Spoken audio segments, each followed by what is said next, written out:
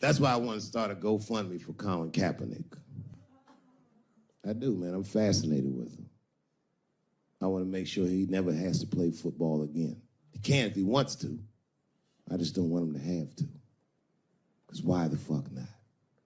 I know he's rich and people would be like, I'm not giving a GoFundMe to a rich dude, but you should. You should. Because that motherfucker's life was going great. He's so light-skinned, he didn't even have to say he was black. And yet, he took a knee during that anthem for us. Thought about us when things were going good, when his belly was full, when he didn't think about his livelihood or any of that, and they took his livelihood away from him. I'm like, man, that shouldn't be the way it is. Every fucking person that takes a stand for somebody else always gets beat down, and we watch it. Over and over and over again, we watch it. But we should pay those motherfuckers for blowing the whistle because they make our lives better. And we could change the narrative. We could make one motherfucker have a good outcome for doing the right thing. And that would make another motherfucker be brave enough to do the right thing. And if you're 40 years, because bitch want a stupid-ass part. We should take care of each other. Wouldn't it be nice to be like, remember that time they was going to kill Jesus, but then he got all that money?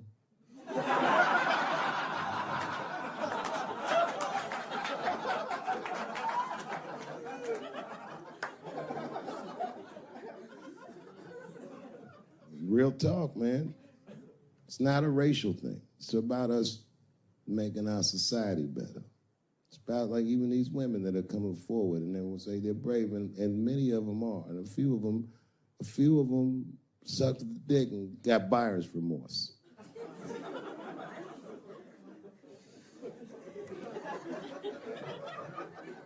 Yo, that's a huge omission from this narrative. This wouldn't have gone this far and some women weren't willing to do it. You can't ask every woman to hold the line. Some women can carry things heavier than others. So we should fight for one another. We should forgive the ones of us that are weaker and support the ones of us that are stronger. And then we can beat the thing. You guys keep going after individuals, the system is going to stay intact. You have to have men on your side. And I'm telling you right now, you're going to have a lot of imperfect allies. I'll tell you what happened, but I can't say it directly. There's a book to me that encapsulates my entire experience before I left the show. And the book is called Pimp. It's written by a guy named Iceberg Slim. Here, bring it up here. This is Matthew. Matthew is from France. He's white.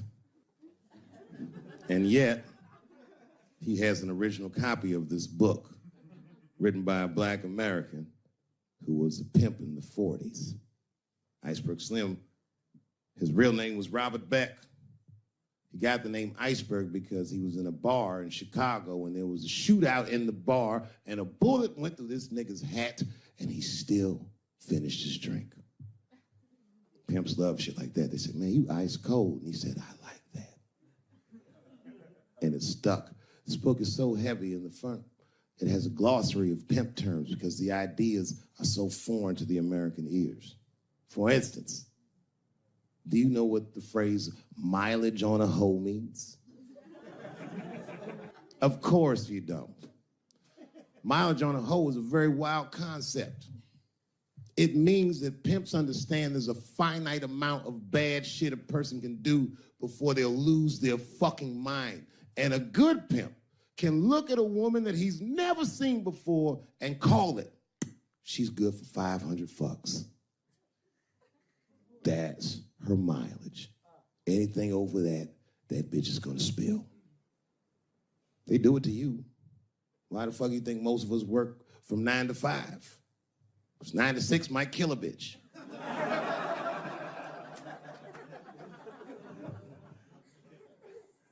Iceberg Slim was the one that broke down what a bottom bitch was. Does anyone know what a bottom bitch is? Anyone? What's a bottom bitch, sir? It's your prostitute that's the best out of all of them, that brings in the most money. That's right. That's exactly right. Are you black? That's right. A bottom bitch is a pimp's number one hoe. She's even a bitch that helps him keep the other bitches in line. I will repeat. She's even the bitch that helps him keep the other bitches in line. If the pimp was McDonald's, then the bottom bitch is French fries. The rest of them bitches is like fish sandwiches and cherry pies and shit like that. Iceberg Slim breaks down some of the coldest capitalist concepts I've ever heard in my life. He describes in detail how these men break women so that they will give them the money that they make with their own bodies. There's a story in here so cold it makes me shudder to think about it. Well, Iceberg Slim is trying to control the woman that he finds uncontrollable. So he asks older pimp how he can rein her in. And the older pimp says, oh, that's easy, Iceberg. All you have to do is beat that bitch with a coat hanger and then run her a bath and give her some pills. She'll be so grateful that you fixed her that she'll forget you were the motherfucker that beat her in the first place. That's some cold shit. Now, at the end of this book, Iceberg Slim tells a story. It's kind of the crescendo of the book. And in the story, Iceberg Slim's bottom bitch is at the end of her mileage. If she was good for 500 fucks, she was at 498. She was bubbling. You could see it. She was going crazy. She started saying, this bitch is loose. I can juggle too, you know. Juggle? He had to let her go. It's hard to let her go. A bottom bitch go. And he wasn't ready to let her go because his organization couldn't handle losing her. But she didn't know that. She didn't know how important she was. So what he did was, he called her to a diner. He said, look, bitch, you and I gotta part ways. She said, fine, motherfucker, I don't need you anyway because I know somebody at Ringling Brothers. She's like, all right, bitch, whatever. I got one last trick for you. It's a big money trick.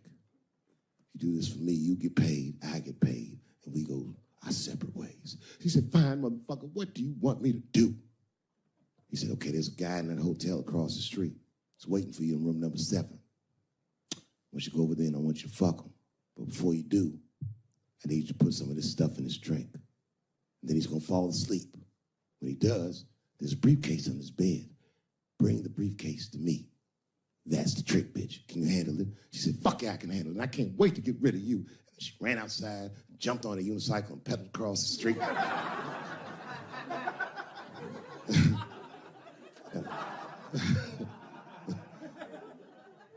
Man, if I never jerked off in her face, maybe she would have been in the circus right now.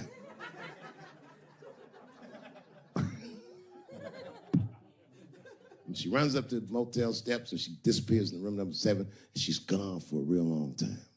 Real long time. So long, in fact, that Iceberg got a little worried. But then, suddenly, she came back. He said, what's going on, bitch? Where's the briefcase? She said, I didn't get it, Daddy. He said, what do you mean you didn't get the briefcase, bitch? What's wrong with you? She said, oh, I did everything you said, but that man don't look right. Something wrong, Daddy. He said, what do you mean something's wrong, bitch? Did you put that stuff in his drink? She said, I did everything you said, Daddy. I put all of it in his drink. He said, wait a minute, bitch. Wait a minute. You put all of it in his drink? Now he had to see for himself. So the two of them go across the street to the motel and they go into room number 7 and on the bed, laying lifelessly, is the white man that she was supposed to fuck. And Iceberg said, you right, bitch, she don't look good. What the fuck? So he called a friend of his that was a doctor that was close by. And the doctor came in, gave the guy a thorough examination and told them both what was obvious. Slim, this motherfucker is dead. Oh God, Daddy, oh no. Oh no, we killed him. He said, come.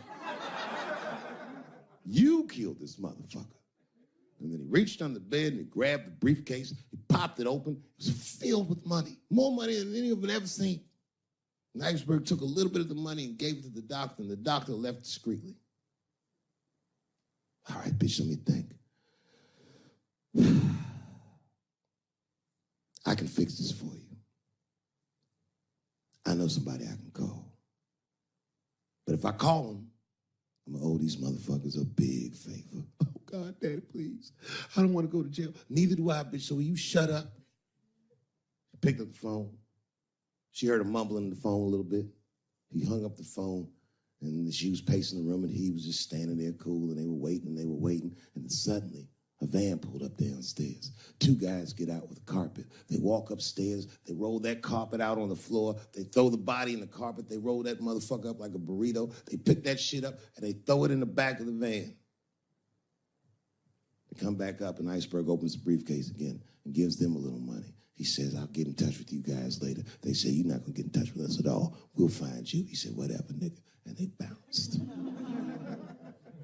Oh, God, Daddy, oh, God. He says, relax, bitch. Listen, we get the car. We got to leave separately. She went, she got the car. Iceberg grabbed that briefcase, waited a few minutes, looked out the window, and then he went down with her. They both got in the car, and they drove off. She was a blubbering mess. Oh, you did all this shit. He said, I told you, bitch, we didn't do anything.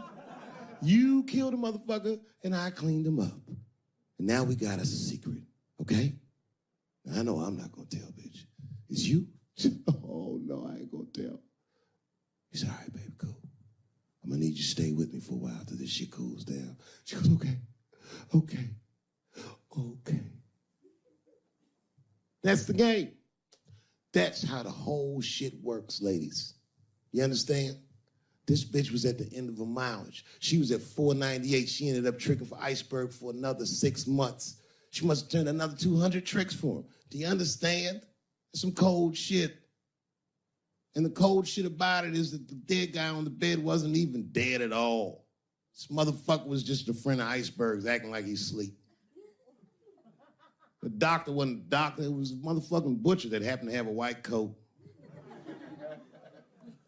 And the dudes who came in the moving van clothes got in a new apartment. And the bag of money was Iceberg's money in the first place. The money he got from all those women. That's a cold game. That's the motherfucking capitalist manifesto. And that's why I went to South Africa. So now we got us a little secret. Grow up, that doesn't make me gay. I just titty fucked her. His titties are as real as any titties in L.A. It's 2 o'clock in the morning. I was just borrowing a little friction from a stranger. Whoops!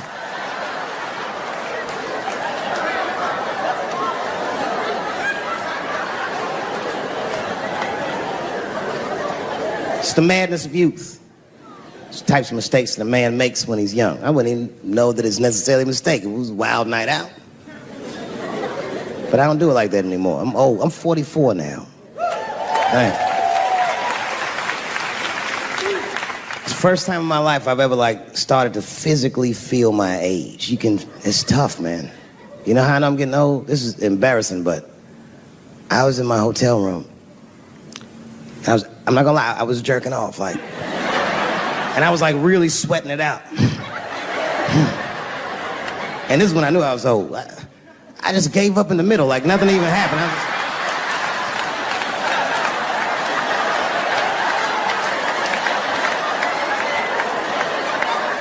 I don't like looking at my dick anymore. My dick looks distinguished. It's old, an old looking dick. It's got salt and pepper hair all around it. My dick looks like Morgan Freeman in the 90s. Without the dots. My dick narrates. Dave pulled me out and started jerking me around and jerking me around.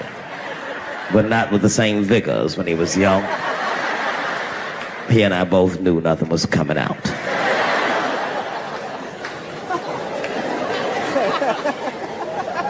I see my age in my children. I came home from the road. This is not long ago. I've been gone for, if you can picture, I was gone for weeks and weeks. And when I came back, nobody was home. Now, one person in my family thought that maybe I'd like to see them when I got back. They knew when I was coming back, but they just weren't home. And that shit was a wake-up call. You know, when my kids were little, and the tour bus would pull up to the house, these motherfuckers would spill out. Dad is home, hooray! and they'd hug me and kiss me, and then as the years went on, they'd get less interested. Hey, everybody, look, it's Mr. Promises back from the road.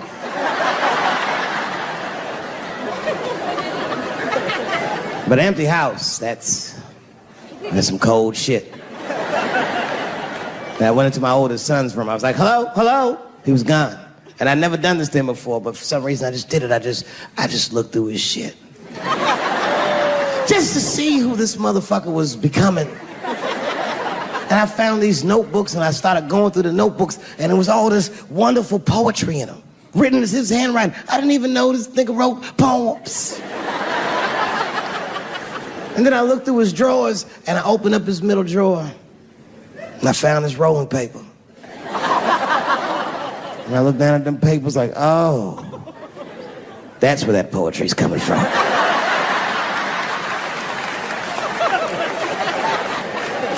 And that shit broke my heart. I mean, I smoke weed, but I mourned my son's innocence. And I cried a little bit. And I took his papers upstairs to my room. Rolled some weed that I'd hid from the family. And I got really high. And then I got paranoid. So I put his papers back how I found them. So he wouldn't know what I was up to. This nigga won't even know that happened until he sees the special. Yeah, nigga, I found your papers. He's a cold motherfucker. Let me tell you, this kid is only 16 years old. Listen to what he did to me. This motherfucker calls me up in the middle of the night. It was 1 o'clock in the morning. He goes, Dad, don't be mad. I knew something was terribly wrong. I said, what's going on? He said, listen, I'm fine. And don't forget, you told me to do this. I'm at a party, and my designated driver had too much to drink. And me and my friends need you to come pick us up. I said, Jesus Christ, it's 1 o'clock in the morning, nigga. I am shit-faced.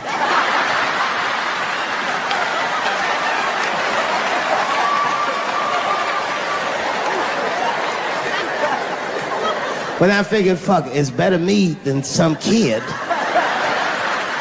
I might as well roll the dice and go pick my nigga up. I said, all right, I'm coming to get you. Just give me the address and I'll be right there. And then he gave me the address and I was shocked. I said, son, you are not gonna believe this, but I'm at the same party, nigga.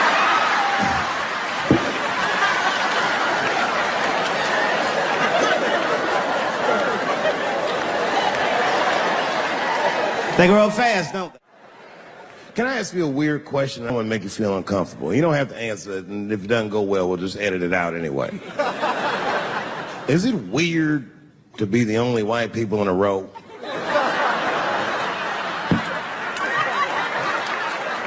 Is it weird? I mean, you can be honest. Does it feel strange? Are you worried at all? Give me your money, motherfucker. I'm just fucking around. This guy got ice in his veins. He didn't even buckle. You know, like many black men my age, the first time I voted was 8 years ago. Right. I saw Obama on TV and said, oh, I'm voting for this nigga. I remember the day I voted for Obama. I voted in Ohio, and my vote matters in Ohio. Ohio is a battleground state. But when I pulled up to the polls, all the soldiers were in line. There were so many black people in that goddamn line. I didn't even know it was the polls. I thought it was a check cashing place.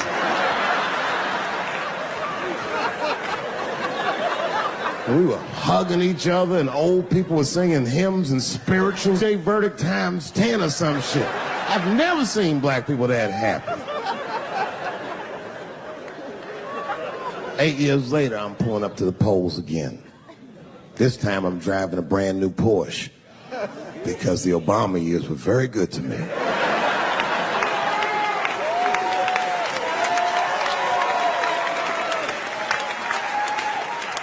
I was early voting, and when I parked my car, I figured out something that it would take the rest of the country another week to figure out.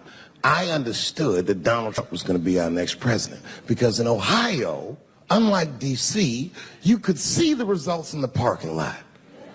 Saw these goddamn pickup trucks and tractors and shit.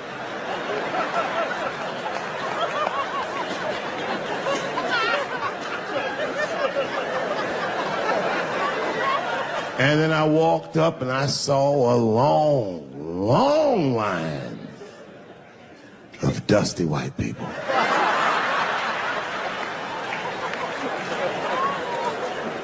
Yes, ladies and gentlemen, these were the poor whites. And I must tell you, I've never had a problem with white people ever in my life. But full disclosure, we've gotten a lot of trouble out of them. And I've never seen so many of them up close. I looked them right in their coal-smeared faces. And to my surprise, you know what I didn't see? I didn't see one deplorable face in that group. I saw some angry faces and some determined faces, but they felt like decent folk. No, they did. In fact, I'm not even lying, and I didn't sound fucked up, but I felt sorry for them. I know the game now. I know that rich white people call poor white people trash. And the only reason I know that is because I made so much money last year, the rich whites told me they say it at a cocktail party.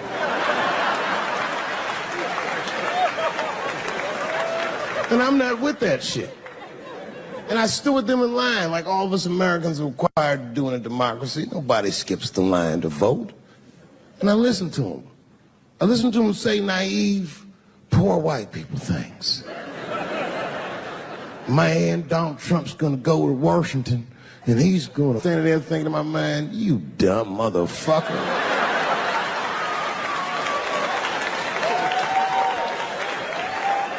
You are poor. He's fighting for me.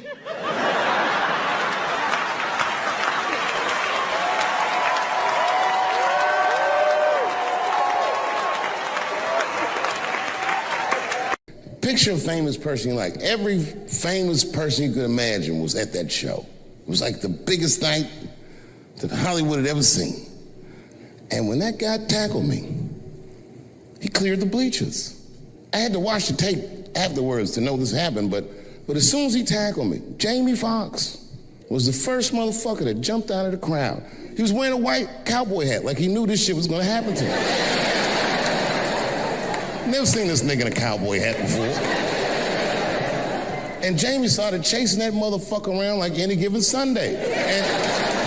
And that kid was fast as shit, was juking and shaking, and they broke Jamie's ankles, and he just kept running. And then Jon Stewart from The Daily Show ran from backstage and jumped at this motherfucker like Super Jew. He was like, ah! And the kid seen Jon coming, so he jumped back, and Jon went flying that way. And this kid was fast. And then he turned around. He sees the emergency exit. He starts running for the emergency exit. Just before he got to the door, motherfucking Puff Daddy from Bad Boy Records jumped in front of the door. That nigga was like,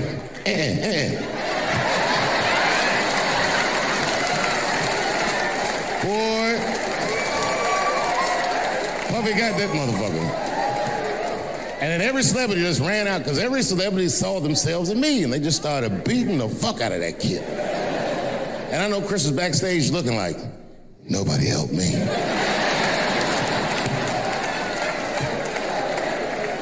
Everybody hates Chris.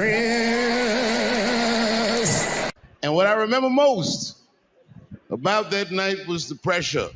Before the show, I had to run out there on the avenue and hand out tickets to anybody who would take them because I couldn't even fill the fucking room.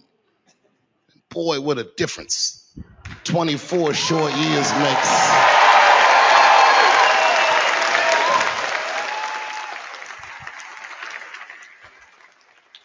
And right before that time, my father had died. He never lived to see me do it. And when he died, I was inconsolable. I thought I'd never smile or laugh again. And the only thing that got me out of that space was a comedian friend of mine, the late, great Norm Macdonald. That's right. Shout out to Norm. And what Norm did, which I'll never forget, is he knew that I was the biggest Jim Carrey fan in the world. Now, I'm not going to go all into it, but Jim Carrey is talented in a way that you can't practice, rehearse. What a God-given talent. I was fascinated with him. And Norm knew that. And he called me up and he goes, Dave, He says, I'm doing a movie with Jim Carrey. Do you want to meet him? And I said, fuck, yes, I do. And it was the first time I could remember since my father died being excited. And the movie was called Man on the Moon. I didn't know any of this. And in this movie, Jim Carrey was playing another comedian I admired, the late, great Andy Kaufman. Yes, and Jim Carrey was so immersed in that role that from the moment he woke up to the time he went to bed at night, he would live his life as Andy Kaufman. I didn't know that. When they said cut, this nigga was still Andy Kaufman. So much so that everybody on the crew called him Andy. I didn't know any of that. I just went there to meet him, and when he walked into the room where we were supposed to meet, I screamed, Jim Carrey! And everyone said, no! Call him Andy. And I didn't understand. And then he came over and he was acting weird. I didn't know he was acting like Andy Kaufman. Just like, hey, how you doing? And I was like, hello. Andy? Now, in hindsight, how fucking lucky am I that I got to see one of the greatest artists of my time immersed in one of his most challenging processes ever. Very lucky to have seen that. But as it was happening, I was very disappointed. Because I wanted to meet Jim Carrey, and I had to pretend this nigga was Andy Kaufman all afternoon. And he was clearly Jim Carrey. I could look at him and I could see he was Jim Carrey. Anyway, I say all that to say, that's how trans people make me feel. My wife's friend Stuart told me that. My wife has a lot of gay friends. Stuart's their leader. She has a lot of gay friends. And I don't like them. Not because they're gay, I'm just judging them on the merits of their character. They're just not nice dudes. They're rude house guests. They're sitting on my couch, giggling with my wife, eating my macaroons. And I come in, they act like the party's over. Hey, Stuart, what's going on? This guy talks to me the way a cat would speak if a cat could talk. Hi, David. He always wants to have some kind of gay political argument. The last one was about a petition in federal court to take the words husband and wife out of the law. I said, well, why would you want those words out the law? He said, because it discriminates against same-sex couples. I was like, niggas, please save me the semantics. Just trust me, take your chips and get the fuck out of the casino. You're about to crap out. Go outside, talk that over amongst yourselves, and whichever one of you is gayer, that's the wife. Okay. Before I did Killing Them Softly, when I was 22, HBO gave me the biggest opportunity of my life at that time. They gave me a half-hour special, but this shit was not like a special, you know what I mean? It was like, it was generic. It didn't even have a title. It was just Dave Chappelle. And I shot it in San Francisco at a place called Broadway Studios, which is on the second floor of a building. And beneath Broadway Studios is a nightclub. And the special was only supposed to be 30 minutes. And I got ready, I practiced, I did all the shit I was supposed to do. And the night that I taped, 20 minutes into my 30-minute set, I'll never forget this, music started blasting from the nightclub underneath. You could hear it real loud, and it fucked my whole show up, and I was devastated. I was a young man. I really believed in what I was doing, and I thought that my dream had been killed. So when I got off stage, I ran down the steps to the alley behind Broadway Studios and where the control trucks are parked, and I kicked that motherfucking door open, and I started yelling at all the producers. I was nobody in show business, just a guy that believed in us. I said, man, so you fucked everything up. That fucking music, what the fuck were you thinking? And there was a guy who was a big-time producer, I ain't saying no names, and he stood up, and he said, hey, kid, sit the fuck down. He said, we didn't ruin anything. He said, we made a deal with that nightclub to not play music, and they didn't honor the deal. And I said, who didn't honor the deal? And he pointed to a guy. I'll never forget it. It was an old white man sitting in the Ford Taurus by himself. And he said, that guy right there And I didn't waste no time or ask no questions. I went to that Ford Taurus and I beat on that window and I said, open the door, motherfucker, I want to talk to you. And that old man looked at me for 1 second and wisely drove the fuck off. And left me in the alley cussing at anybody who would listen. And 2 minutes later, literally 120 seconds later, couldn't have been any more than that, the doors of the kitchen in the alley of that nightclub underneath Broadway Studios flung open. And that old man was standing there, that same old man with reinforcements. He had 2 big goons with him, and he looked at me, he was calm as a cucumber. He said, "You, come here.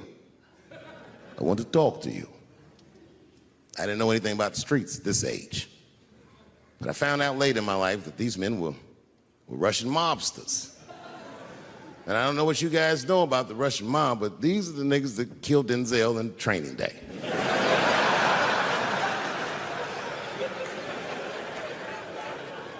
And all the producers knew what I was up against. They said, "Dave, do not go in there." And I said, "Fuck y'all." And I walked right into that kitchen, and they closed the doors behind me, and it got dark as fuck in there. And I knew, I'm not dumb, I knew I was in a bad situation. But you have to understand, I believed in what I was doing, and I didn't give a fuck. I just kept cussing at these motherfuckers, telling them how they ruined my life. And that old man couldn't believe that I was talking all this shit. And as soon as I took a breath, he stopped me gently. He said, "Hey, kid, listen. Your friends lied to you." He said, "We made a deal, but your friends never paid me." And when he said that, I realized I was locked in a kitchen.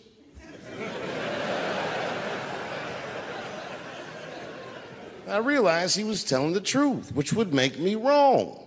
And the very moment that I realized I was wrong, for the first time, I was afraid. You see, it's a funny thing if you believe you're absolutely right. You can get drunk off the feeling of how right you are. That's why gay people are so mean.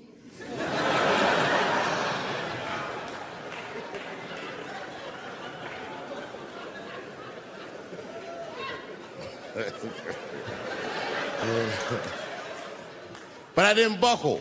You guys would have been very proud of me. I was scared, but I didn't buckle. I said, "Well then, sir, I owe you an apology. But I believe that no matter what reason that music was playing, it ruined my life." And that old man looked at me with sympathy in his eyes. And he walked over to me and he gently placed his hand on my cheek, which I gotta tell you, is a very emasculating thing to do. I was standing there looking at this nigga's hand on my cheek like,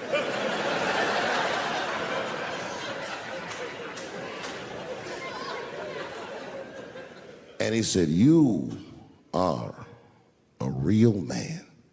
And he tapped me on my cheek. Real soft. Just like that. The doors opened back up. The light from the alley flooded into the kitchen. And I just walked out alive. I lived to fight another day. And in that moment, I learned one of the most valuable lessons of my life, and I have to share it with you. And that lesson is this. In your life, in any given moment, the strongest dream in that moment wins that moment. I am a very powerful dreamer. Yeah, I'm not lying.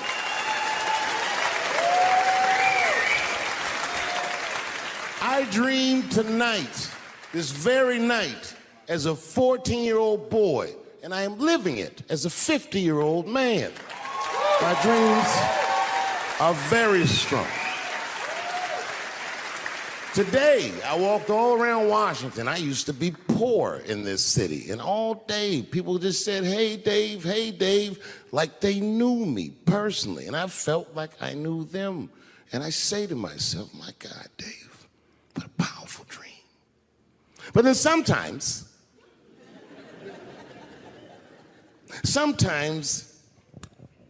I feel regular. Just feel like myself. Maybe I'll smoke some weed and be at some nightclub and feel shy. But But I'll look across the nightclub and I'll see some guy that no one's ever heard of. But this nigga worked all week and got bottle service. And there's bitches bringing Moet with sparklers to him. And I picture in my mind he's Persian. He's doing some kind of weird Persian dance. And he got 6 bitches at his table because he got so much liquor, and they all call him saying, "Go Cena, go Cena." And I'll be looking across the room like, oh my God, I'm in that guy's dream. I can hear him telling his friends, "Hey, how was the club last night?" "Man, that shit was fantastic. I had bottle service. I seen Dave Chappelle across the club looking at me like, ooh, who was that?"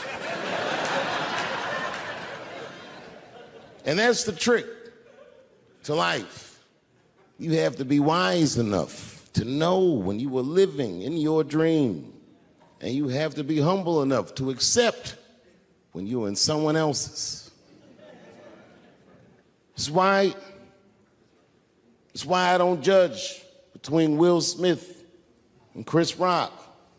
Because you guys look at them as big ideas, but I look at them as fellow dreamers. I can't judge between them because I see myself in both of them. I am Will Smith. I am the man that cannot take it anymore and will slap the shit out of the next person that says a crossword to me or somebody that I love. And I am Chris Rock. I am the man that can get slapped in front of the whole world and keep my composure so I don't fuck anything up. That is what men do. Men make boundaries. Men enforce boundaries. And men test boundaries. And no man tests more boundaries than a trans man.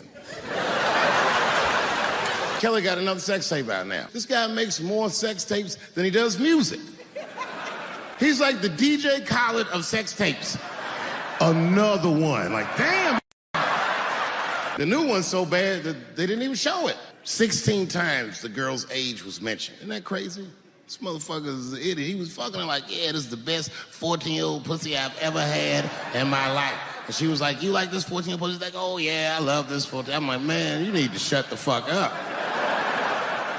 You gotta give your lawyer something to work with.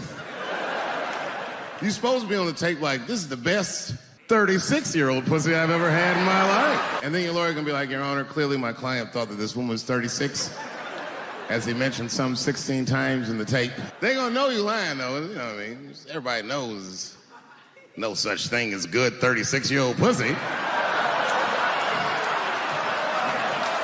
When I see a fellow dreamer, I give them my utmost respect. Even if I don't understand what their dream is. I know a dreamer when I see one. And I've met many powerful dreamers in my life. None more powerful than a man who calls himself Little Nas X. I met this nigga at a party. I had no idea who he was. But the minute he walked in that party, I knew I was in his dream. Everybody in the party was another dreamer. Everyone was famous, but when that nigga walked in, he was dressed like C-3PO. He was shining.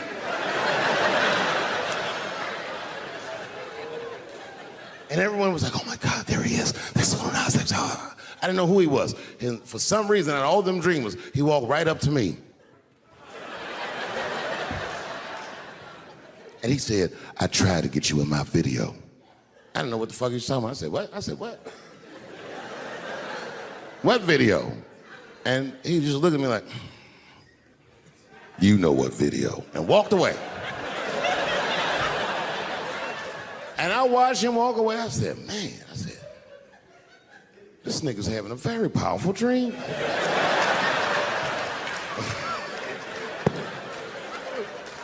You know what it reminded me of? It reminded me of when we was in grade school. Remember in grade school, the teacher would ask everybody what they want to be? Timmy, what do you want to be when you grow up? And Timmy acted like he had an idea. He'd stand up, he'd say, "I want to be a fireman." And the teacher would say, "Timmy, that is a beautiful dream." But Timmy didn't mean it. Timmy said he wanted to be a fireman because deep down, Timmy's attracted to fire.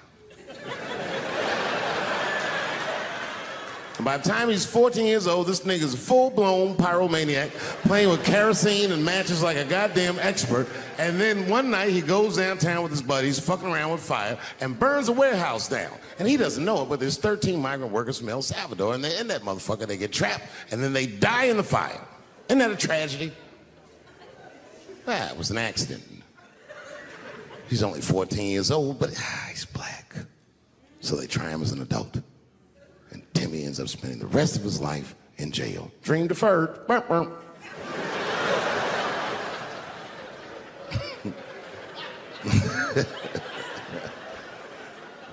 What about you, Billy? Billy, what do you want to be when you grow up? And Billy stands up and he says, I want to be president of the United States. And the teacher says, oh my God, Billy, that is a wonderful dream.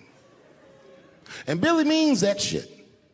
Billy does everything right. That motherfucker gets his grades up. He joins student government. He even does extracurricular activities like show choir just to make his resume look good. He's on track to be president, but junior year he wipes. When he's 16, he gets his girlfriend pregnant and has to drop out of high school to make ends meet. But lucky for him, the local Walmart's hiring. By the time he's 20 years old, this motherfucker makes assistant manager at Walmart. He's the youngest one in the district. He says, oh my God, if I can keep this up for 4 more years, I could be a manager. And if I can keep this up for 6 more years after that, I could even be a regional manager and have as many as 3 Walmarts under my control. And he's a big picture guy. He sees where this path is going, so he kills himself.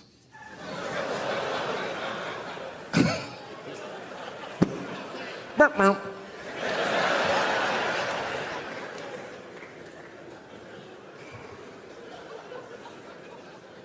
Well, what about you? What do you want to be when you grow up? I don't want to say, because I don't want the other kids to laugh at me. Who cares if they laugh? Your dream is yours. Own your dream so they can come true.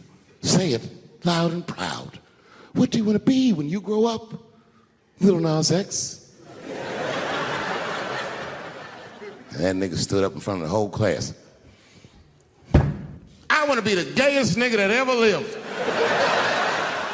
I want to do a music video and slide down a stripper pole all the way to the depths of hell and suck the devil's dick at 10 o'clock on BET while all the kids are awake and can see me. Shockingly, that was the only dream that worked out.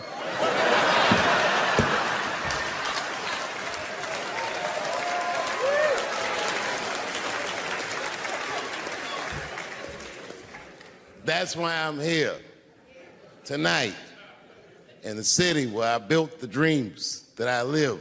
Because I wanted to tell you all that they came true. And I wanted to thank you all for making the man that I am today.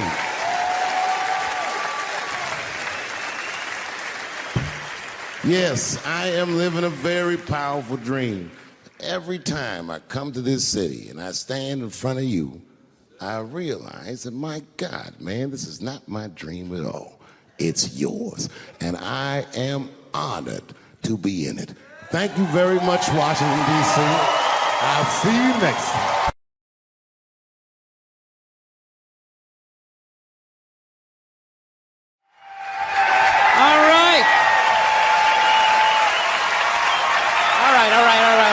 All right, everybody settle down. I want to get a gun. I do. I really do. I never had that feeling before till I moved out to Los Angeles. This city just messes with your mind, you know? It's overpopulated, technically doesn't have a water supply, right? The dollar's crashing. Shit keeps you up at night. You're just thinking, what am I going to do when the zombies come? Right? Start reading up on shit. Get some powdered food. Plant some zucchini. Get a windmill. Right? And that's all well and good. But if you don't know how to fight, all you're doing is gathering supplies for the toughest guy in the block. Right? was thinking about that. What am I going to do? Some dude turns me upside down, starts shaking the gold coins out of my pockets. I got to get a gun. So I'm on the road, right? I'm in Reno. Great gun town. So I go down to that little gun store, right? Come walking in, there's some redneck there. I'm like, hey, man, I want to get a gun. He's like, I hear you. What you looking for? What you want? Mossberg, over under, 357 Magnum, right? Starts rattling off all this gibberish, right? I don't know shit. I'm trying to play it off. I feel like a bitch because I don't know anything about guns. So I was like, what do I do here? Hell, I'm going to go with honesty. I go, look, dude, I don't know anything about guns. They terrify me, but I'm worried about the zombies. All right? Dude's just like, you need a shotgun. You need a shotgun, man. It's got a good spread. It's easy to load, doesn't have a lot of working parts, got a good spread. He kept saying that. It's got a good spread. I'm like, what does that mean? He goes, well, it means you ain't got to be that accurate. It's got a good spread. Further away you are, the more shit you hit. It's got a good spread. In fact, you got a problem over here, you ain't even got to look. You just turn, wow, that's it. You ain't got a problem over here anymore. Anything that was even remotely a problem ain't there anymore. Trust me.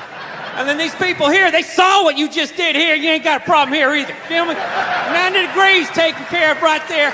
One shot. These people get smart, flip it over. Wow! That's it. It's got a good spread. So I'm like laughing my ass off. I'm like, dude, look, I just want to shoot the guy. I don't have to do a bunch of drywall work, you know? Reframe my diploma. Get my parakeet another friend, you know?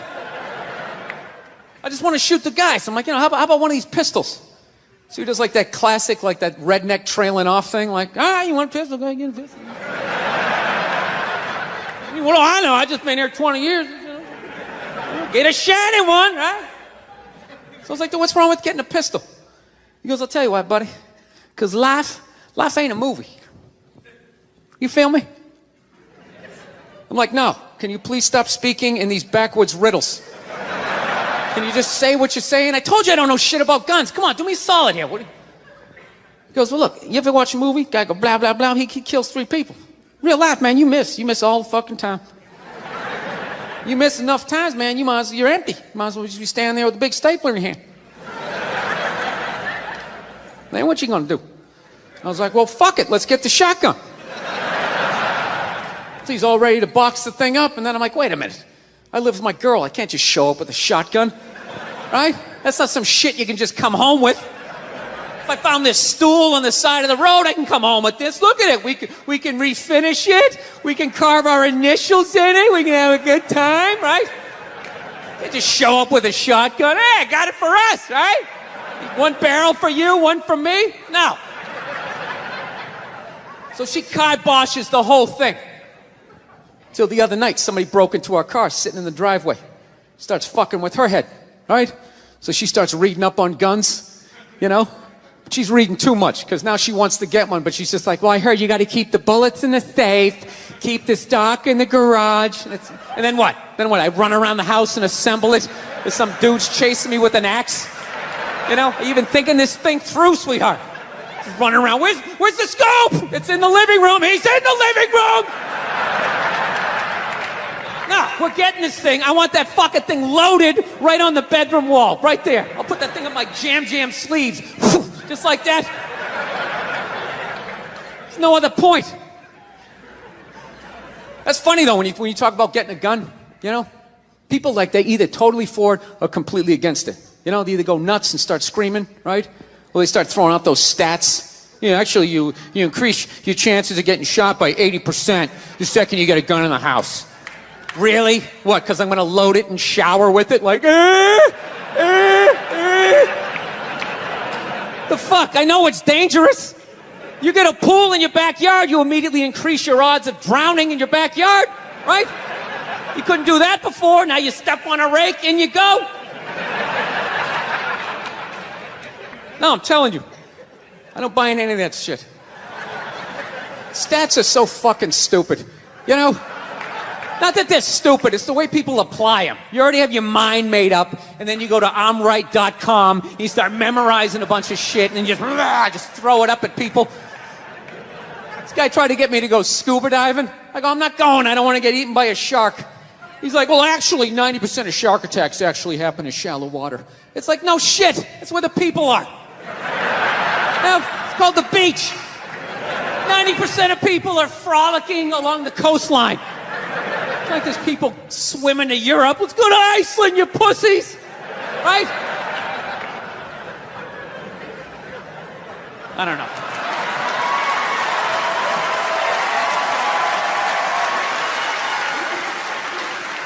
I hate guns, personally. I can't stand them. Yeah, but I have several. I don't want them, but I feel like I need them. Don't forget where I live. I live in Ohio. And anyone that knows anything about Ohio knows that even the word Ohio is an old Native American word. It means, literally, land of poor white people.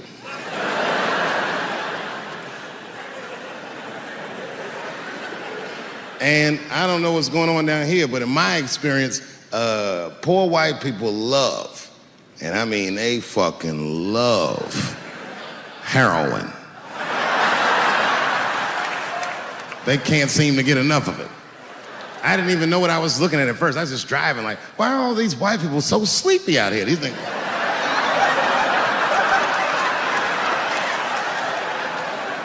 It's really bad.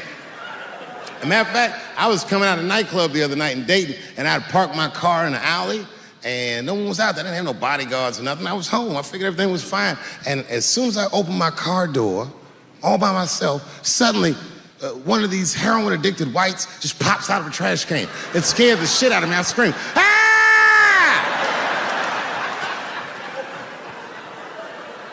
And then I realized it was a woman. She was fucked up. She said, "Hey, man.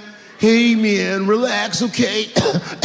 I'm sick, all right? I need some drugs, man. Please, I'll suck your dick for $5, man." I was like, ugh.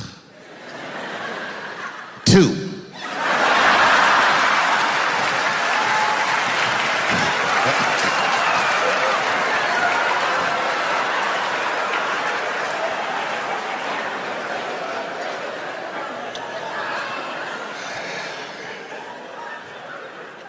Obviously, I'm joking. This opioid crisis is a crisis. I see it every day. It's as bad as they say. It's ruining lives. It's destroying families. Sadly, you know what it reminds me of, seeing it? It reminds me of us. These white folks look exactly like us during the crack epidemic. You know, it's really crazy to see. And all this shit they talk about on the news about how divided the nation is, I don't believe it. I feel like nowadays we're getting a real good look at each other. It's wild because I even have insight into how the white community must have felt watching the black community go through the scourge of crack. Because I don't care either. Hang in there, whites. Just say no. What's so hard about that?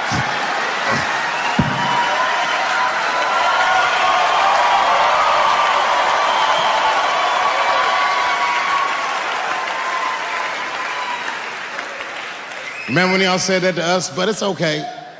There's no grudges. Now you finally got it right. Once it started happening to your kids, you realize it's a health crisis. These people are sick. They are not criminals. They are sick.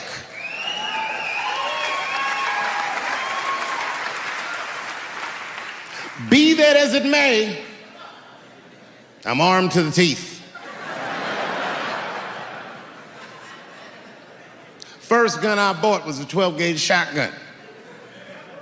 I didn't want the gun. Remember, though, I'd moved to a farm, and I was sitting there on the porch, and I see a white dude walking across my property, entitled, like he's supposed to be there. He had a rifle over his shoulder, too. Ain't that a bitch? I said, what the fuck is this guy doing on my property? I was mad as shit, but I was unarmed. So I ended up just waving to this motherfucker like a bitch. I was just like,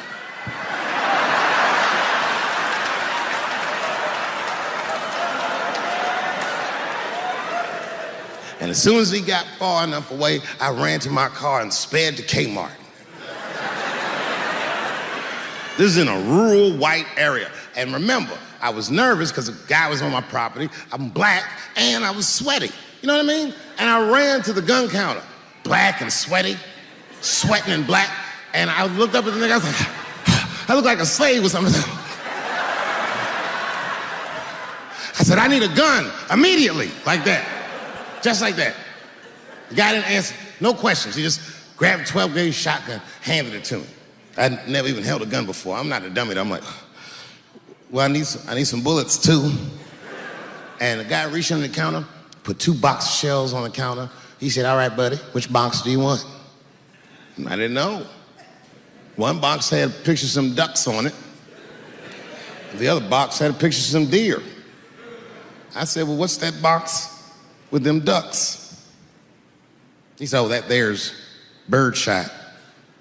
And then he goes just like this, I'm not exaggerating, he goes, that won't kill a man.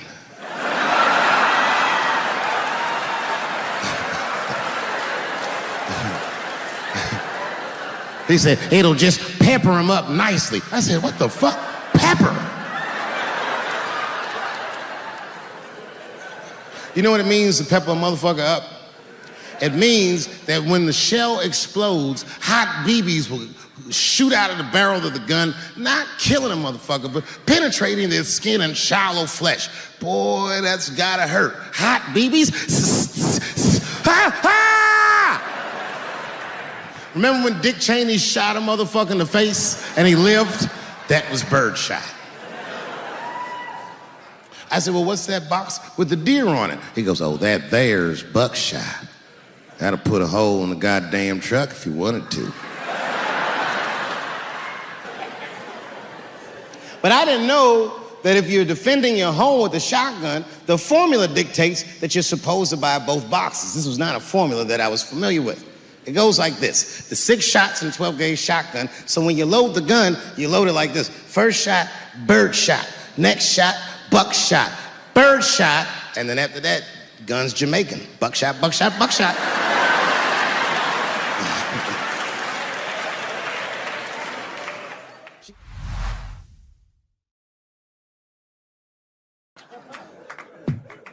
I'm fucking around. Yeah, man. Well, you ladies are right. To be honest with you, your lives look terrifying to me. They do, man. I know nothing about being a woman, but I know fear. Yo, I used to live in New York when I was 17, and I couldn't even pay my bills. You know what I did to make money? I used to do shows for drug dealers that wanted to clean their money up. One time I did a real good set, and these motherfuckers called me in the back room. They gave me $25,000 in cash. I was probably 18, 19 years old. I was scared. I thanked them profusely. I put that money in my backpack. I jumped on the subway and started heading towards Brooklyn at 1 o'clock in the morning. Never been that terrified in my life. Because I never in my life had something that somebody else would want. I thought to myself, Jesus Christ, if motherfuckers knew how much money I had in this backpack, they'd kill me for it. Then I thought, holy shit. What if I had a pussy on me all the time?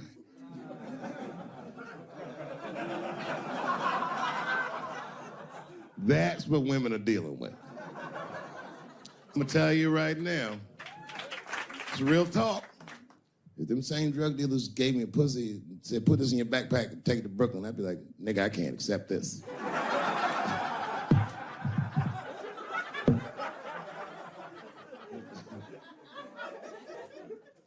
I empathize, man, you know. Everybody gets mad because I say these jokes. But you understand that this is the best time to say them. More now than ever. And I know there's some comedians in the back. Motherfucker, you have a responsibility to speak recklessly.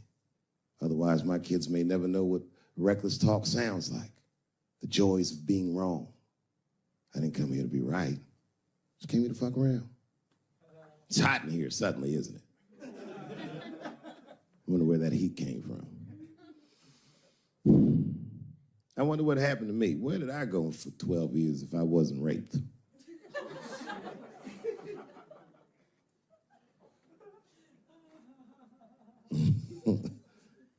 Maybe there's something else going on. Maybe these rapes aren't even the worst of it. Wouldn't that be something? Wouldn't that be something? You can go ahead and go to the bathroom, Brooklyn. You don't need to hear this shit. He's under an enormous amount of pressure. He is. Just being big and black with that hairdo, nigga, motherfucker is a suspect for everything. Except white-collar crime.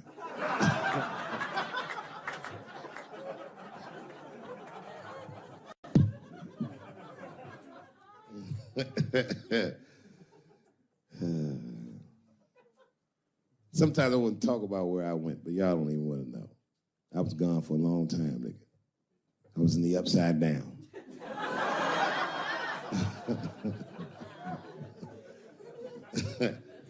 Scary being a white dude now, isn't it? A little bit, no? Well, you're not gonna get me too. But you know what I mean.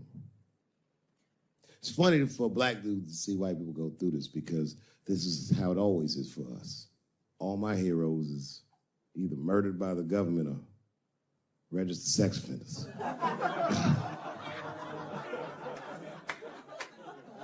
Sad, I know, man. But we've already been through it, like Michael Jackson. Remember when they said all that shit about Michael Jackson? They never proved anything till his dying day, but they said that he did some very heinous things. And one time I watched a documentary about it. They were talking about all the shit Michael Jackson allegedly did. And as they were saying all these allegations, they started showing pictures of his home, the Neverland Ranch. You ever seen Michael Jackson's house on television? Well, the short of it is,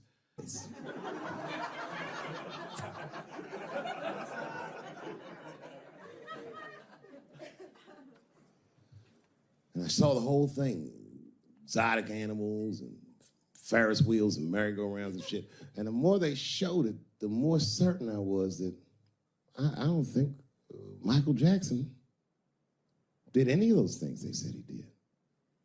His house didn't look sexual. It looked like he was flossing on those motherfuckers. It didn't look like he was trying to fuck kids. It looked like he's just trying to impress them. Like, this nigga's Jay-Z for kids.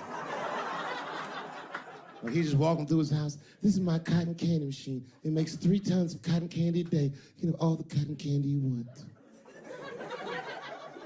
This closet is filled with nothing but custom-made karate slippers. Isn't that cool? Shall I have my monkey bring us more cupcakes? Hey guys, let's watch a movie. What movie do you want to see? Home Alone. Oh, no, don't touch the DVD player. Macaulay Culkin's here, he can act it out. Come on, Macaulay. Act out Home Alone for my guests. Hey, mister. This is fantastic, man. We had you all wrong. All wrong? What? I don't understand. What do you mean? Huh? Oh, well, you know, man, we thought it was going to be the usual. Like, you're going to have us come over and give us some wine cooler and, you know, suck our dicks. What? Suck your dick? You faggot-ass kids. Why trying to suck your dick, nigga? I was trying to show you a better life. Bubbles, get these kids the fuck out of my house. You're just like everyone else. Hollywood is no place for moral absolutism. You know what I mean? We must never forget that R. Kelly peed on a 15-year-old girl. And he also wrote, I Believe I Can Fly. Same guy, same lifetime. If I showed you that video of him peeing on that girl and scored it to I Believe I Can Fly, he'd be torn. I used to think that I could not go on if I can see it.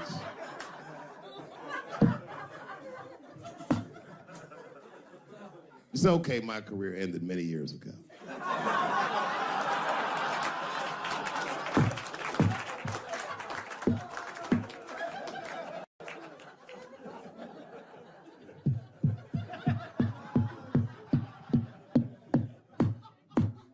Order. No, I'm terrible. I'm terrible. I'm sorry, everybody. I'm sorry. You want to know what happened to me? No.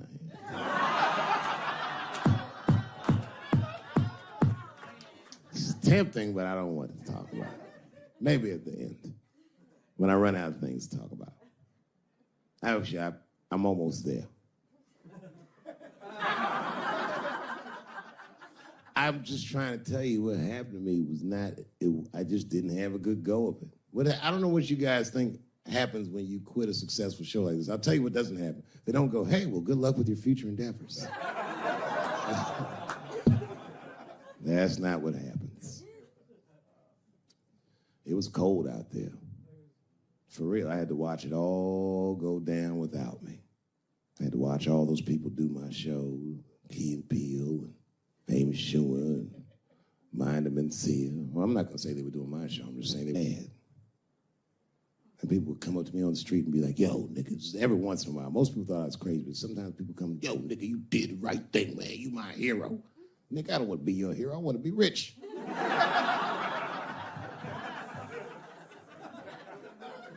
Never choose to be a hero, because heroes die uncomfortable deaths.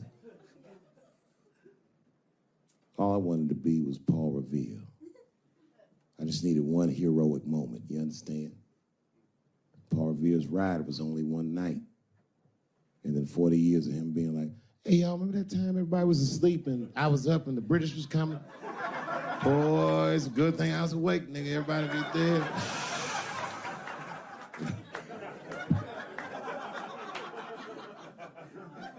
But you know what I like about San Fran, and the reason I picked this city to do my special was because of all the major cities in America, somehow people get along here better than anywhere else I've seen in the country. That's right. That's right. And I always admired San Fran for that. And today I realized how you did it. Put all the niggas on the other side of that bridge. There's nothing, this shit ain't happy on that side. You leave San Francisco like, bye, thanks for coming to San Francisco. Come back in April, we're having a sale on Birkenstocks. As soon as you get to the other side, welcome to Oakland, bitch. Quick, quick.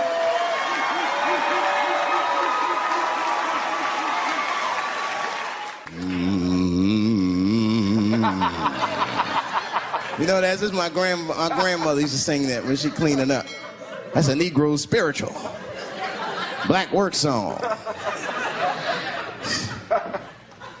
Not everybody know about that. I know. See, white people, you guys might whistle when you work. You dig? But that's how you can tell what kind of work we're actually doing.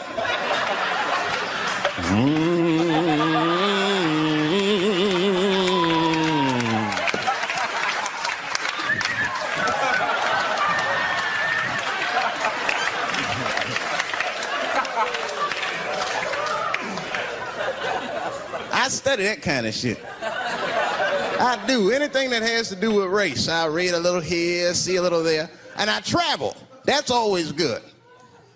Traveling has made me a racism connoisseur, if you will. You know, it's different from region to region. Anyone ever been down south?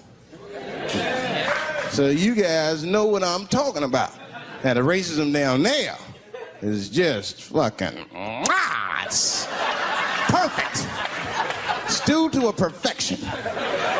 It's comfortable, it's out in the open. There are no secrets in Mississippi. Everybody knows the deal. Morning, nigger. Morning, sir.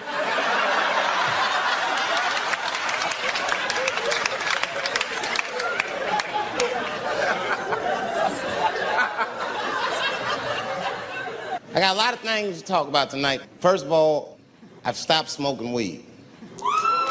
With black people, you didn't let me finish, motherfuckers. God damn.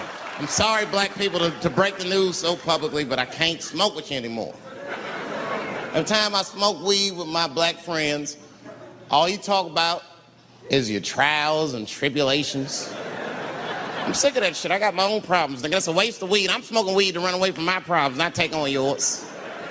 From now on, I smoke weed exclusively with white people. Calm down, motherfuckers. You win by default. You got good weed conversation. All white people talk about when they get high is other times that they got high. I can listen to that shit all night. Dude, remember at Frank's last week? It's fucking smashed, man. And catalogs everything they drink. 2 shots of Jaeger, tequila, 4 bong hits, man, beer, cheeseburger. That shit is great. Only bad part is you cannot pass out around white people. Every time white dudes pass out around each other, they always do some borderline gay shit when the guy's asleep. Frank fell asleep, so he like stuck a carrot in his ass and put shaving cream on his balls. Like, why, motherfucker? Why would you do that to a friend of yours? He trusted you enough to sleep around you. You gonna put a carrot in his ass? Is that nice? I tell you right now, if I put a carrot in a black dude's ass, a nigga will kill you when he wakes up for some shit like that. That is an automatic death sentence on the street. It's a rap for you. I'm gonna kill that motherfucker. I thought y'all was friends, baby. What happened? I fell asleep at his house, right? We was drinking, and I fell asleep at his house, and while I was sleeping, right? I'm just gonna kill that motherfucker, all right? That's all you need to know. And fuck carrots. Not up here. You hit the big cities, man. It's different. It's always a secret. And we should do like them. We should keep our shit out in the open, then a little. I mean, with limits. You don't want to say whatever comes to your mind. That might be a little much. White dude be walking down the street minding his business, and the brother walk up to him, hello. You white oppressor, you slave master rapist of Africa. Why, hello, my big lip spear chucking friend. Touche, hunky. So, Whitey, what did you do today, huh? Oppress a new land and make the people there Christians against their will?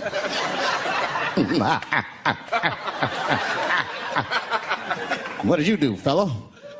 Burn those big black lips on a crack pipe as you missed your job interview? Easy, Whitey, you're cutting deep. All this chit-chat has got me thirsty. If you will excuse me for a moment, I'm going to go to the Korean store and get something to drink. Ching-a-ling. Hello. You slanted-eyed, ruining the economy in our neighborhood by opening stores and taking the money out the community. Chink. Wow. Good afternoon, you browse around but never buy anything. Suspicious looking nigga. After a while, that might be too much. One of my first white friends, like in my life, man. He was a good dude, too. He moved to Silver Spring from Utah, of all places. I guess his family was affiliated with that Mormon church they got down there. And me and him used to hang out. And one day I was at his house, we were just hanging out, and Timmy says, Dave, why don't you stay for dinner tonight? I said, oh, man, I'd love to, but I can't. If I'm not home before dark, my mother will kill me. That was a lie. My mother had several jobs. I hadn't seen her in like 3 or 4 days. And the only reason I lied to Timmy was because at that point in my life, it was my experience that white dinner wasn't delicious.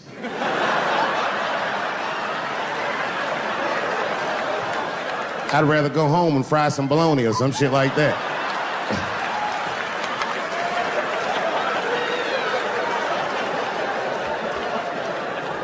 But then old Timmy threw me a curveball I wasn't expecting. He said, well, it's too bad you can't stay, Dave, because Mom made stovetop stuffing.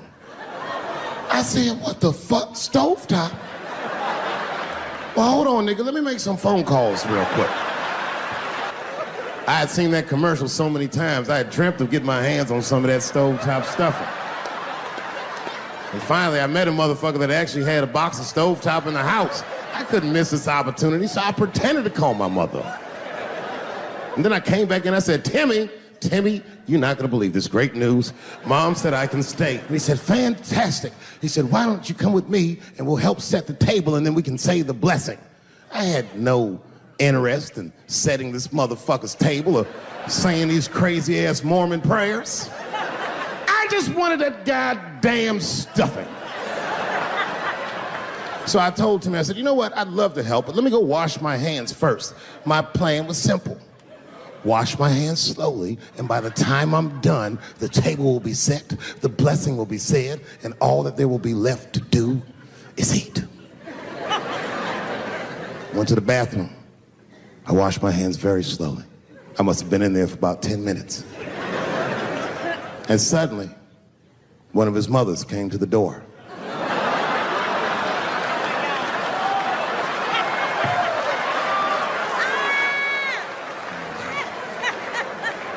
She was like, hi, David, right? I said, yes, ma'am.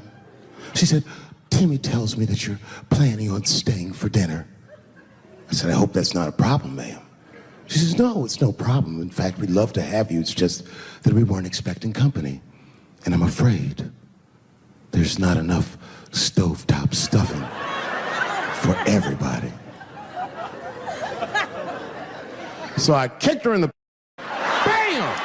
Ladies and gentlemen, I told you I'm dope, nigga. I told you what I was gonna say and you still didn't see it coming.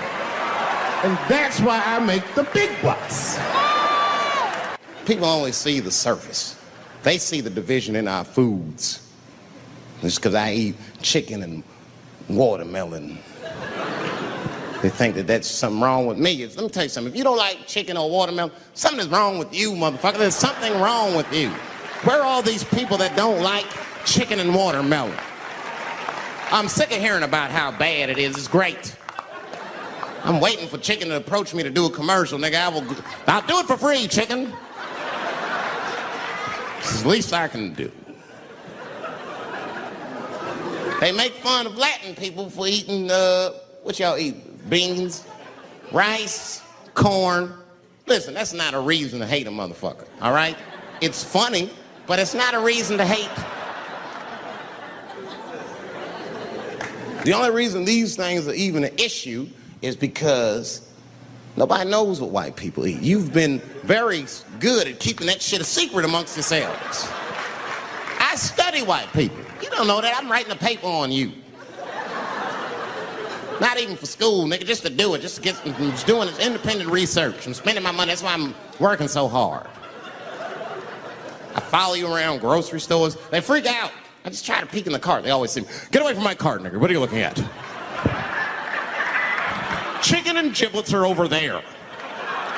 You must be lost. These are vegetables.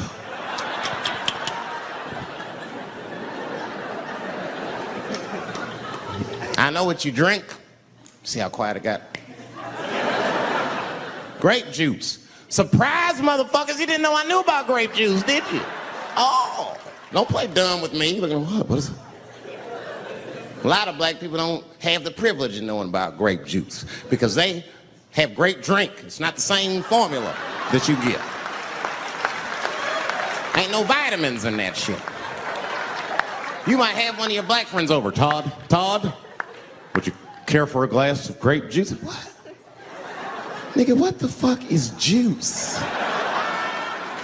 I want some grape drink, baby. It's purple. I don't think I know what a grape drink is. What? I have some apple juice if you want. What the fuck is juice? I want some apple drink. Scream.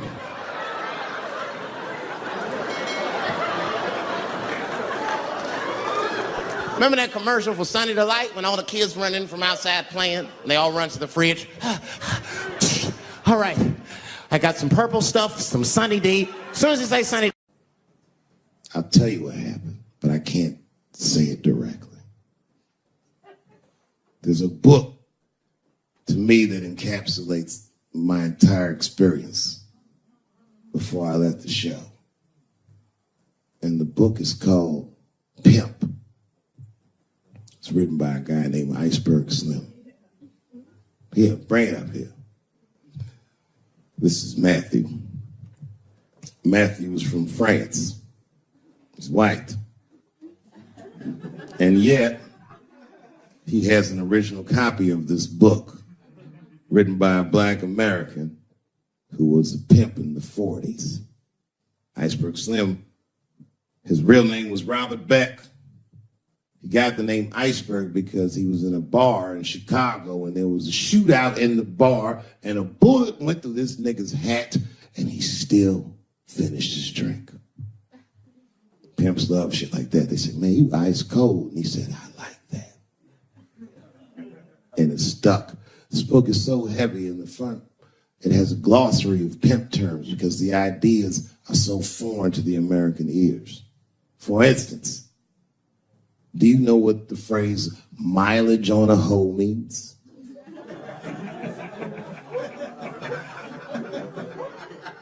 Of course you don't. Mileage on a hoe is a very wild concept. It means that pimps understand there's a finite amount of bad shit a person can do before they'll lose their fucking mind. And a good pimp can look at a woman that he's never seen before and call it. She's good for 500 fucks. That's her mileage. Anything over that, that bitch is gonna spill. They do it to you. Why the fuck do you think most of us work from 9 to 5? Because 9 to 6 might kill a bitch.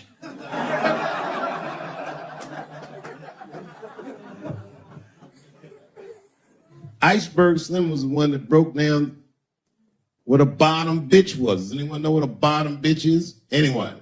What's a bottom bitch, sir?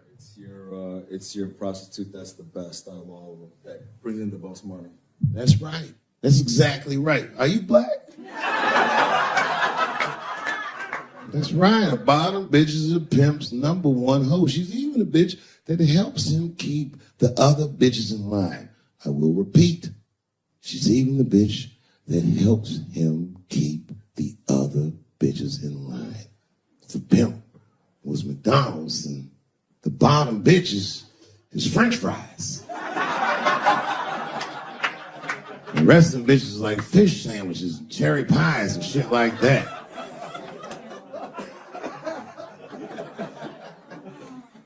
Iceberg Slim breaks down some of the coldest capitalist concepts I've ever heard in my life. He describes in detail how these men break women so that they will give them the money that they make with their own bodies. There's a story in here so cold it makes me shudder to think about it. Well, Iceberg Slim is trying to control a woman that he finds uncontrollable. So he asks older pimp how he can rein her in. And the older pimp says, oh, that's easy, Iceberg. All you have to do is beat that bitch with a coat hanger and then run her a bath and give her some pills. She'll be so grateful that you fixed her that she'll forget you were the motherfucker that beat her in the first place. That's some cold shit. Now, the end of this book, Iceberg Slim tells a story. It's kind of the crescendo of the book. And in the story, Iceberg Slim's bottom bitch is at the end of her mileage. If she was good for 500 fucks, she was at 498. She was bubbling. You could see it. She was going crazy. She started saying all kinds of shit. Oh, I always wanted to be in circus. Circus, this bitch is stupid. I can juggle too, you know. Juggle. He had to let her go. It's hard to let her go.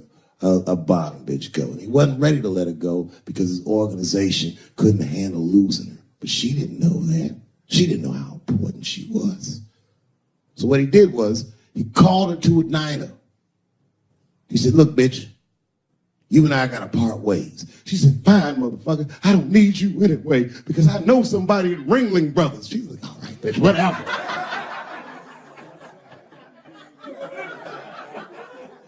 I got one last trick for you. It's a big money trick. You do this for me, you get paid, I get paid, and we go our separate ways. She said, fine, motherfucker, what do you want me to do? He said, okay, there's a guy in a hotel across the street. He's waiting for you in room number 7. I want you to go over there and I want you to fuck him. But before you do, I need you to put some of this stuff in his drink. And then he's going to fall asleep. When he does, there's a briefcase on his bed. Bring the briefcase to me. That's the trick, bitch. Can you handle it? She said, fuck yeah, I can handle it. I can't wait to get rid of you. And then she ran outside, jumped on a unicycle, and pedaled across the street. An iceberg washed her. He was like, man, she's pretty good.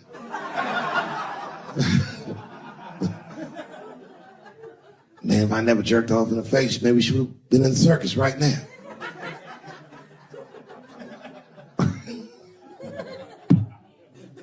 She runs up to the motel steps and she disappears in room number 7 and she's gone for a real long time. Real long time. So long, in fact, that Iceberg got a little worried. But then, suddenly, she came back. He said, what's going on, bitch? Where's the briefcase? She said, I didn't get it, Daddy. He said, what do you mean you didn't get the briefcase? Bitch, what's wrong with you? She said, oh, I did everything you said, but that man don't look right. Something wrong, Daddy. He said, what do you mean something's wrong, bitch? Did you put that stuff in his drink? She said, I did everything you said, Daddy. I put all of it in his drink. He said, wait a minute, bitch. Wait a minute. You put all of it in his drink? Now he had to see for himself.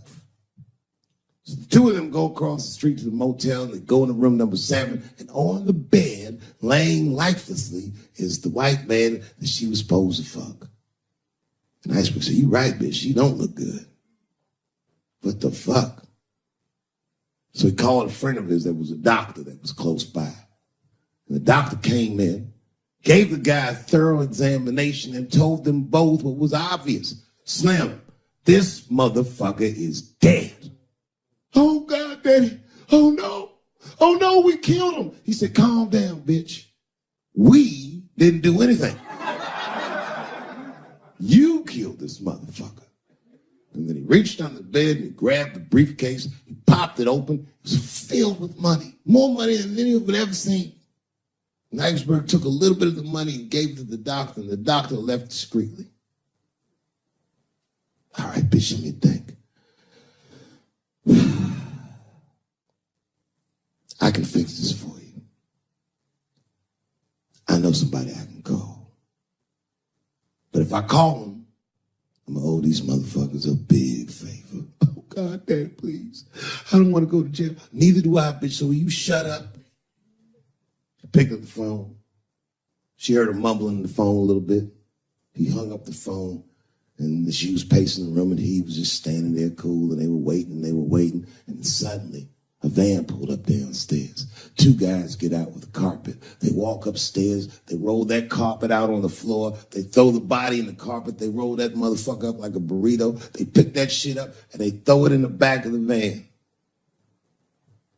They come back up, and Iceberg opens the briefcase again and gives them a little money. He says, I'll get in touch with you guys later. They say, you're not going to get in touch with us at all. We'll find you. He said, whatever, nigga. And they bounced. Oh, God, Daddy, oh, God. He says, relax, bitch. Listen, we're getting the fuck out of here. You go downstairs, you get the car. We got to leave separately. She went, she got the car. Iceberg grabbed that briefcase, waited a few minutes, looked out the window, and then he went down with her. They both got in the car, and they drove off. She was a blubbering mess. Oh, you did all this shit. He said, I told you, bitch. We didn't do anything. You killed a motherfucker, and I cleaned him up. And now we got us a secret, okay? Now, I know I'm not going to tell, bitch. It's you. Oh, no, I ain't going to tell. He said, all right, baby, cool. I'm going to need you to stay with me for a while till this shit cools down. She goes, okay.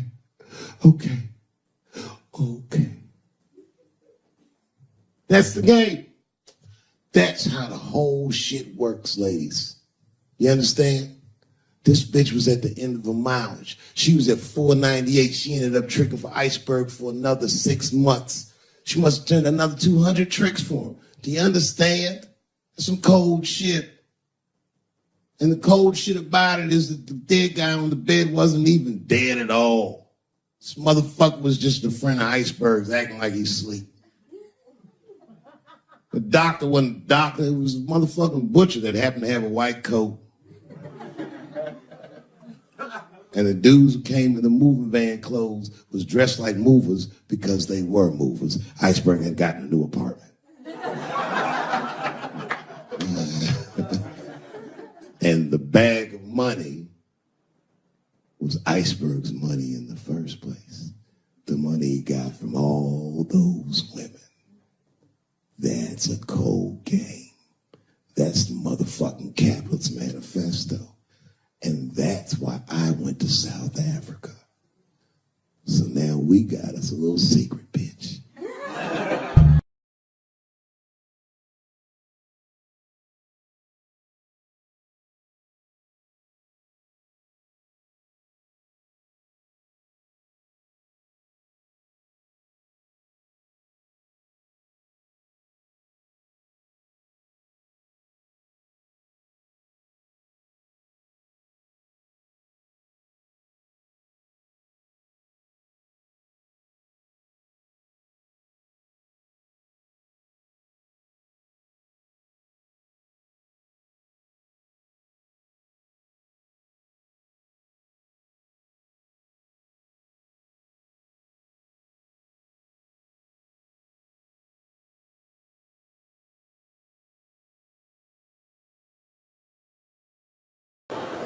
I came here tonight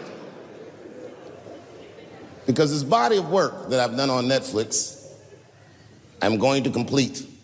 All the questions you might have had about all these jokes I've said in the last few years, I hope to answer tonight. And I'd like to start by addressing the LGBTQ community directly.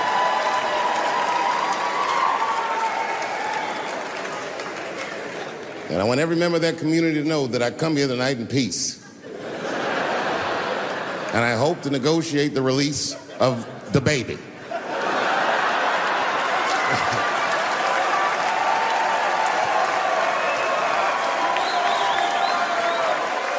Sad, sad, sad story. The baby was the #1 streaming artist until about a couple weeks ago. He took a nasty spill on stage and said some wild stuff about the LGBTQ community during a concert in Florida. Now, you know I go hard in the paint, but even I saw that shit and was like, God damn, the baby. Ooh, he pushed the button, didn't he? He pushed the button, punched the LGBTQ community right in the AIDS. Can't do that. Can't do that. But I do believe, and I'll make this point later, that the kid made a very egregious mistake. I will acknowledge that. But, you know, a lot of the LGBTQ community doesn't know the baby's history. He's a wild guy. He once shot a nigga and killed him in Walmart. Oh, this is true. Google it. The baby shot and killed a nigga in Walmart in North Carolina. Nothing bad happened to his career.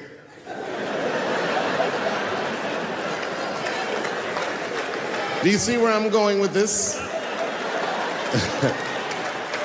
In our country, you can shoot and kill a nigga, but you better not hurt a gay person's feelings.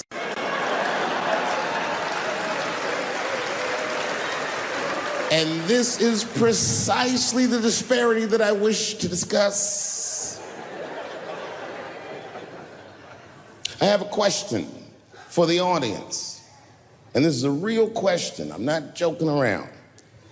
Is it possible that a gay person can be racist?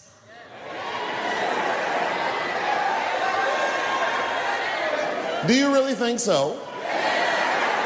Of course it's possible. Look at Mike Pence.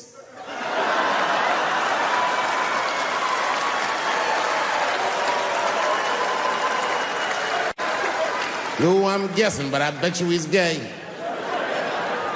And he's not Pride Parade gay either. He's sad gay. Feel bad for him. He looks like one of them gays that prays about it.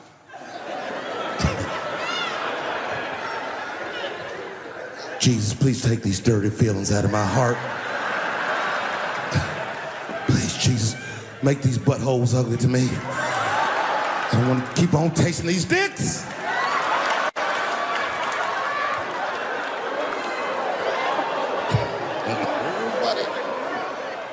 You guys are confusing the emotions. You think I hate gay people, and what you're really seeing is that I am jealous of gay people. Oh, I'm jealous. I'm not the only black person that feels this way.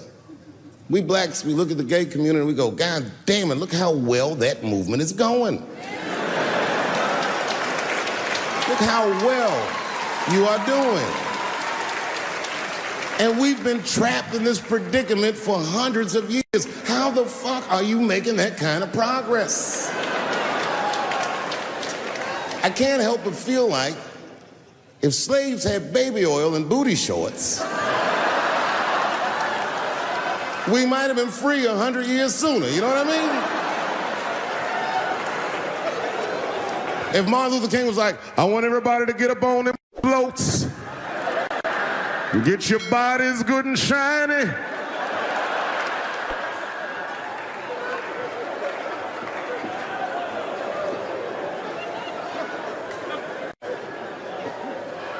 I don't hate gay people at all. I respect the shit out of you. Well, not all of it.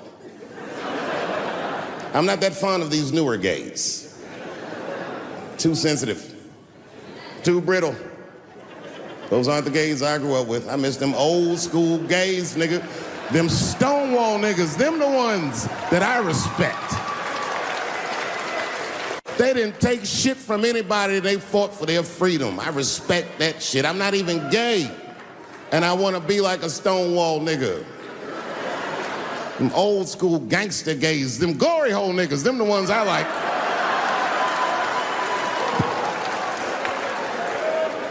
These new gays don't even know what the glory hole is. It's a hole in the wall the gay contractors built. You wanna know why they put that hole in the wall? I'll tell you, and there's no nice way to say it.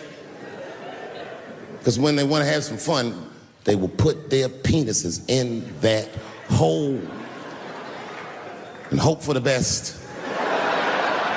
I respect that shit. There's a lot of courage on both sides of that hole, nigga.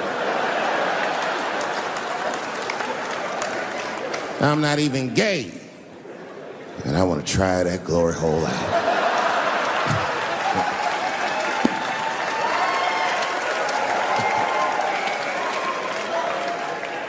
What if Martin Luther King had to integrate the glory hole? I don't care if it's black lips back there or white lips back there. A mouth is a mouth. A warm, wet mouth. I'm going all the way. I got in a fight, almost got in a fight. It's complicated. I was in a bar in Austin with my wife. And it was during COVID, and a woman came to our table, and she was maskless. And this bitch came over, no mask, all H words. Hi, how are you? Droplets was coming out of this bitch's face. We all covered our drinks. Oh, bitch, what are you doing?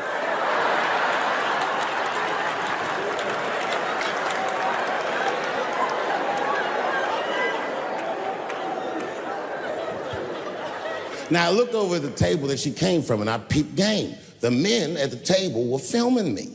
This happens when you're famous. People will come over and try to rattle your cage and get you to say something stupid or dumb so that their buddies can film it and they get a video of you embarrassing yourself. And clearly, I said, this is what's happening. And these dumb motherfuckers thought that it was my first rodeo.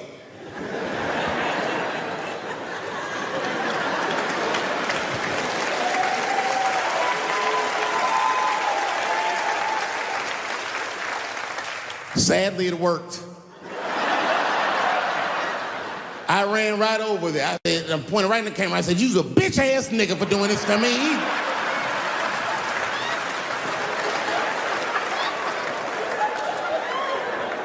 And the dude was shocked that I said it. He said, "Oh."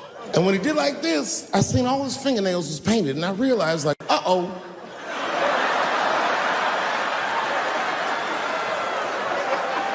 This fella's gay. Now, you know how I talk. I call everybody a bitch-ass nigga, you know what I mean? But that's not a right thing to do if they're gay, you know what I mean? And now I was in trouble. And not only that, the motherfucker was huge. He stood up. He was towering over me. He must have been 6'5", a big, white, corn-fed, Texas homosexual. This nigga was ready to fight. And he started barking on me, but I stood my ground. I wasn't scared. How could I be scared? This motherfucker's shirt was tied up in a knot like this. Oh, fuck this guy. Let's go, nigga, let's go. I thought we were gonna come to blows. I was ready, And then, right when you think we would fight, guess what he did? He picked up his phone and he called the police. And this thing I'm describing is a major issue that I have with that community. Gay people are minorities until they need to be white again.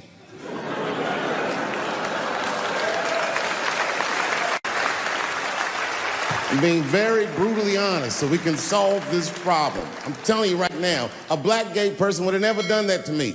Because a black gay person knows when the police shows up, they're not gonna care who called them. They don't show up like, which one of you niggers is Clifford? We're all Clifford.